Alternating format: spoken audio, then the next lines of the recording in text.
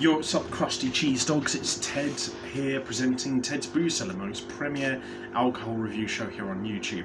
Again, sorry about not doing any episodes recently. I've just kind of been trying to find a rhythm that works for the show. I mean, to be fair, I've been doing it now for like nearly 4 years and over 300 episodes, so you kind of got to expect that at some point you're going to have to try and sort of like think of some way of juicing things up. So what I'm thinking is I might do like the history of some brewing companies or types of alcohol or recipes with alcohol in them on top of the alcohol reviews. And I'm going to try and diversify the reviews themselves up a little bit, because I know most I do tend to review beer, but there's obviously many other types of alcohol out there. So let me know if you guys have any suggestions in the comment section down below or on my social medias, and I'll see what I can do.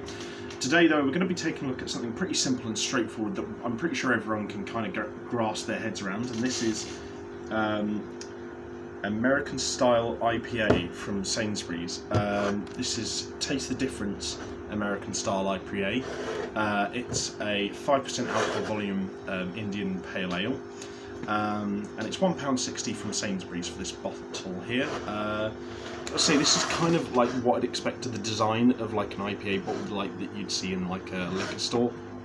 I haven't been to the Wine Barrel in Hove in a while, so I'm going to try and go there very soon and you know, stock up on some funky craft beers there as well as some imported ones. That being said, the design of the bottle here just feels a little bit corporate and like lacking any real sort of like, I don't know, proper artistic sort of integrity. Like it just feels like just a bit, it's trying to appeal to that kind of like craft beer kind of crowd, and I'm kind of getting weird vibes off of it. I'll give it a 5 out of 10, but it's not really hitting me with any sort of artistic je ne sais quoi. So we'll quickly pop it open. Let's see, and give it a quick sniff. What is that noise? Wow, that is a really boring smell.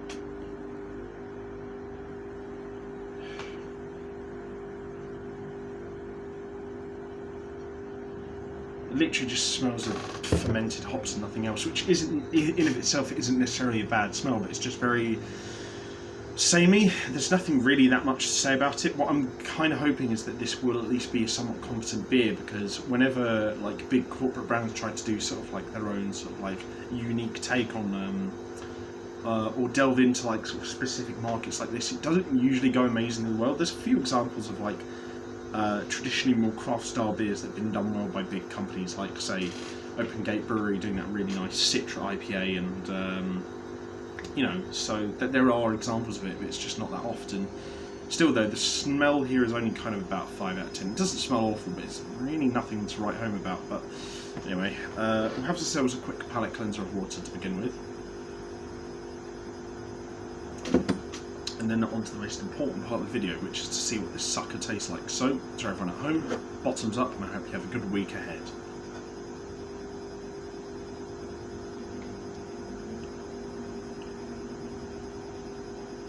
Well, give it credit, it actually tastes quite nice. Yeah,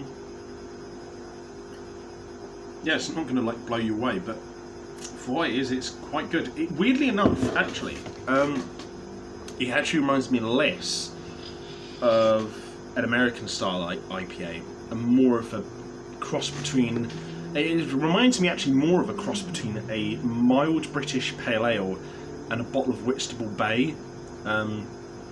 It really does just taste like more like a more hoppy version of Whitstable Bay pale ale. It's bizarre. It really tastes more like a British ale than anything. It doesn't feel like an American one at all. It's bizarre, but no, generally what's here is nice. It's nothing to really write home about, but it's generally a pretty comfortable, solid, drinkable beer that you can enjoy. And I mean, if anyone's trying to get into IPAs for the first time, it's a good entry point, because the bitterness at the end there isn't too strong, and it's quite sort of like general and palatable. That being said, for someone like myself who's looking for something a bit more hoppy and a bit more vibrant, I guess. You could do better, but then again, I mean, £1.60 for half a litre of this stuff isn't terrible, so you can't really complain too much, especially considering it's 5%. So, yeah, I don't know. It could do better, and it's definitely not an IPA. Like, this is just a pale ale, basically. But what is here is good. It's got a slight fruity flavour, a nice light hoppy finish, slightly dry in terms of the finish at the texture, and then the flavour is, yeah, it's just kind of quite a light, hoppy, fruity flavour that's very basic, but is quite palatable indeed. So yeah, give this a look if you're thinking of trying IPAs for the first time, and let me know what you guys think in the comment section down below. I think I'll give this a good 6 out of 10. Doesn't really blow my mind, but yeah, it's nice. Anyway, if you guys like this video, leave a like, share and subscribe. If you have any suggestions for any future episodes or anything like that, you might as well leave a comment in the comment section down below. If you want to check out anything else I do online, I'll leave the links to all that in the video description down below. But until next time, have a wonderful rest of the weekend. Drink as much as you want. Don't drink as much as you want. Drink responsibly, know your limits, and I'll see you guys at the bar next time on Ted's Booze Cellar. Bye for now.